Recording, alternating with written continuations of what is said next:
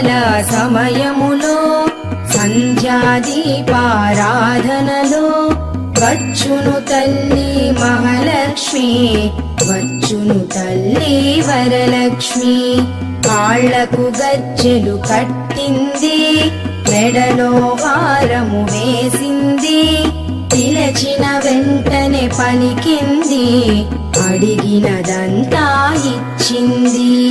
సాయంకాల సమయములో సంధ్యాదీపారాధనలో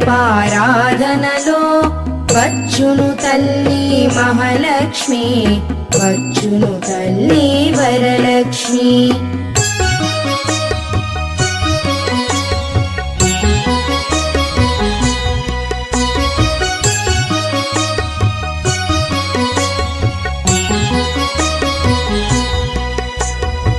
ధనములనిచ్చును ధన